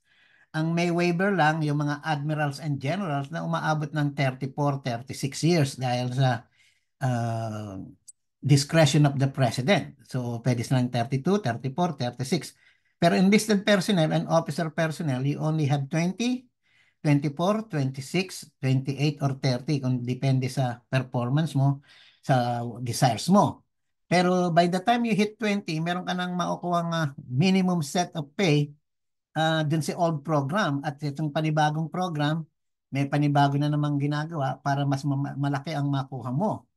The question before is, paano yung mga nakapag 10 years at 12 years nang wala silang makuha dahil nasipa sila or hindi na sila nag-qualify, kawawa naman. Ngayon, binibigyan sila ng pagkakataon na defined contributions para pag nag-quit ka at the age of 10 years service, makuha kahit papano. Hindi katulad ng iba na pepersa sila to do 20, 24, 26, 28, or 30. Ang kagandahan, if you do 30 years of service, you have 75% of your basic pay. Ito ang pangit. Ito yung papaliwanag ko. Ang ginagawa ng military, instead of paying you like myself, I get a total of $7,000 plus base pay and allowances. In reality, ang sinasabi sa amin, maganda yan kasi 4,500 lang ang taxable. Yung 3,000 hindi taxable. So nakakatipid ka ng tax. Pero pag tinignan mo yan, yung SSS mo ngayon, ikukumpara sa somebody making 7,500 pay, is malakanda yung sa kanya dahil yung 5% binabayaran niya para sa Social Security. At ang gobyerno nagmamatch ng 5%. Pero dahil military ka, all those years, kalahati lang or 60% lang na sahod mo ang minamatch ng contributions ng military para sa social security mo. So by the time na ikaw at saka itong si Pedro, sabay kayo nag-retire after so and so, 40 years na total na mga serbisyo sa ganyan-ganyan, mas malaki ang social niya kasi portions of his pay, okay, directly binibigyan ng 5% matching, pero portions of your pay nawawalan ng matching contributions. Nalugi ka dun sa sinasabi ng military na nakatipid ka sa taxes. Dahil in the end, pagdating mo sa pagtanda mo, kulang yung naibigay mo. Kaya ang makukuha mo lang, mas mababa sa nakuha niya. Mahabang paliwanag, pero dun sa kung naintindihan mo yan, Edward, I'm sure nakuha mo na kagad na yung portion sana na 5% ng matching contributions ng US government sa SSS mo nawala dahil sa sinabi sa'yo, kasi non-taxable yung allowances mo. Kaya dapat matuwa ka, hindi na tinataksan niya. Pero in the end pala, nalugi ka. Go ahead, LB. Baka may idadagdag sa LB. Kasi sa Social Security dito sa Amerika, meron kami tinatawag na 401k that you can contribute na yung company could also match. Depende sa company mo. And then, you can control that fund. Pwede mong i-invest in mutual fund. You can move it around. And those are pre-tax dollar. I believe sa government meron din, pero hindi po ang tawag eh. TSP yata. Trip savings pa lang naman yan. Later in the years namin na yan. 3% max. Then you can get that also upon retirement. And then it's the same thing as 401k. You can invest it anywhere you want. I mean, depende sa fund manager ng kumpanya mo. Depende sa opisina. May mga opisina na malalaki nag-provide ng 401k katulad ng misis ko. All those years may 401k siya. So sa halip na kinukuha niya na yung sahod niya, binabawas, minamatch din naman ng kumpanya nila aside from Social Security. Kaya pag nag-retire siya, tiba-tiba ako lalo.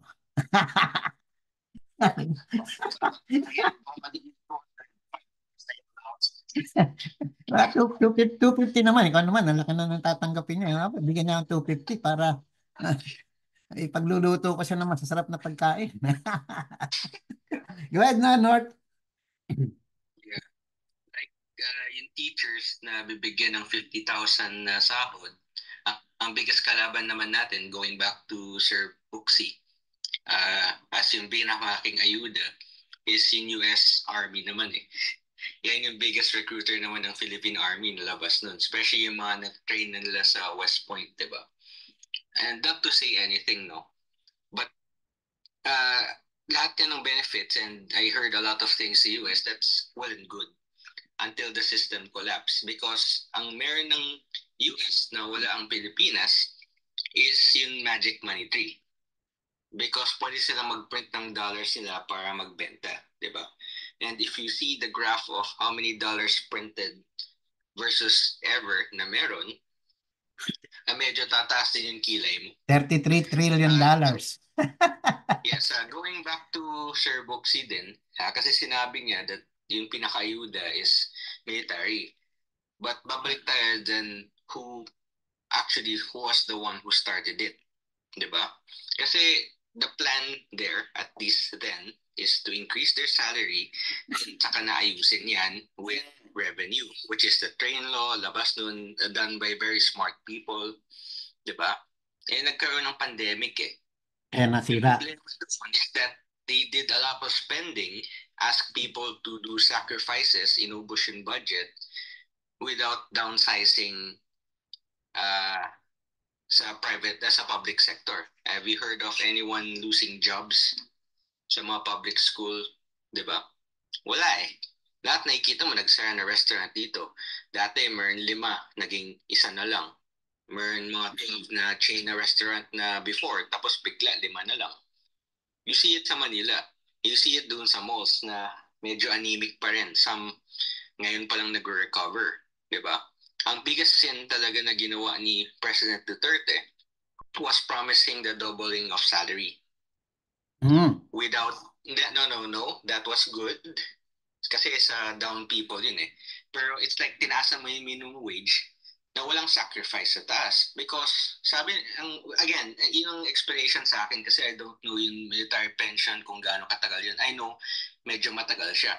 And that's significantly better dapat than at least minimum wage. Kasi syempre sundalo yan eh. And there's hazard pay. Especially if killed in action, di ba? But ang problem nun is the fringe benefit was, at least yung killer dyan, is that if you retire, on whatever rank you retired on, basta tamang retirement mo, you get additional +1 rank up in the pay. Yeah, So naririnig ko yan. yung pension would be your pension. And that's how everything got screwed up pag dinoble mo yung salary ng lahat ng police at saka military. Yan yung biglang sumabog. Hindi nila chinage despite doubling of the salary. And I think that is an oversight that can be put squarely o na hindi pinag-isipan talaga ni former president. And yan talaga yung nag-ubos, especially now na medyo pagtingin mo kay Secretary Diokso, yan talaga yung pinaka nasa mind niya na parang, oh dear Lord, sasabog to. Yeah, Northern na pagdating sa military, ito yung sinabi ng isang natin, you can Google RSBS. I think it's Retirement and Separation Benefit Systems. Okay? Yan ang pinaka sinasabi niya na dyan pa lang, hindi mo sila pwedeng i-compare yung tungkol sa military life at saka sa non-military life. Hindi sa nanunumbat or what? Ayun. Pero flawed ang any argument comparing the military with any civilian government employee. Dahil okay, hindi. Babasahin ko lang muna, tapusin ko lang yung ito. This was a long time ago. Every time na lumalabas yung usapan sa MUP, ito yung sinasabi niya. Ang pinaka-contentious talaga is the argument that the payment of our pensions will cause the financial collapse of our economy. Sabi niya, that is unfair. Ang magkakos ng financial collapse is our weak system of tax collection and corruption in government. Okay, makes sense naman. Also, payment of our pensions is a constitutional provision. So, yun ang sinasabi niya. Pero before that, ito naman yung ano niya. We do not have deductions for pension. We are not members of SSS or GSIS. We used to have RSBS, but as of 5 years ago, it has since declared bankruptcy. Yun ang sinasabi niya.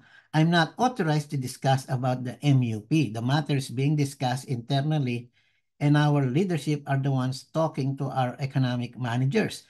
This is dated June 19, 2023, when it first actually came into the light sa MUP discussion. Alam mo naman tayo, EPAL tayo, tinanong ko nga siya, sabi ko, ano ba yung proposed 5% deductions from military wages on top of your normal GSIS contributions or maybe so and so. At yun ang kasagutan niya, hindi ko alam kung ano pa, kaya yung, it makes sense yung sinasabi mo and it also makes sense yung sinasabi niya. Ano pa pa dyan? Go ahead. Hindi, ganito, Chief, I'm not making light yung trabaho nila kasi I agree with Senator Ping din in saying that that was the deal and that should be abided because yan yung social contract na ginawa.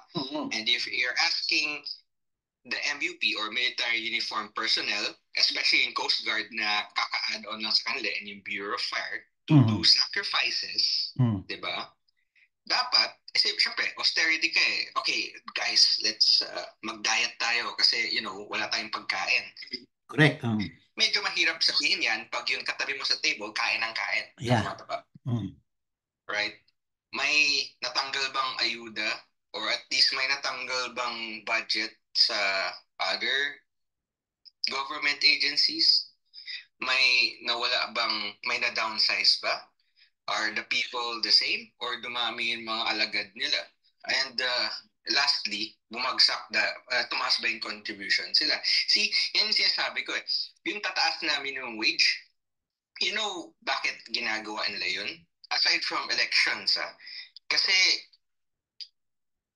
pag nakita mo yung hearing sa Pag-ibig, PhilHealth, etc., maawa ka eh because they did a lot of bad decisions din and nagpatong yan over time. But it's gonna be unsustainable. So, anong gagawin nila? Kailan na mag-increase ng ng contributions? Per ipit na eh. Dadagdag ka ng contributions, maliit na nga yung pay eh. So, they have to increase it. Per kakainin pa rin ng contributions kasi tataas nila. Then, ang double whammy yan is private sector will shoulder half of it. Diba? So, tinaas mo na yung sweldo, kakainin lang ng contributions, dinagdagan mo pa yung share ng private sector. So, again, in the end, they're gonna farm it out to the private sector again. Yan, nakita ko nga yan na maraming pag-ibig deductions, PhilHealth deductions, SSS or GSIS deductions, at kung ano-ano pa talaga namang napakalaki. Miski naman dito, I compute it to be at least 8% ng total deductions sa gobyerno, plus federal pa at saka state pa, kaya delikado. But anyway, maganda at napag-usapan natin to kung sa ayuda dahil talagang mainit ang usapin kung tama naman na kinapupuntahan. Immediately after tumaas yung minimum wage, tataas yung contributions, 100%. So, ayan. Siyempre, ano yan, tawag rito, ripple effect. Sabi nga ni sa yung 100 pesos minimum wage hike, maganda, pero maraming maapektuhan talaga naman ang mundo natin, napakaraming parang pag-ibig eh. By accident, since tumaas na yung sweldo nila, tataas siya by accident. But at the same time, they'll increase the percentage din. And that's the sad part. Bakit nalugi sila? Tumataas pa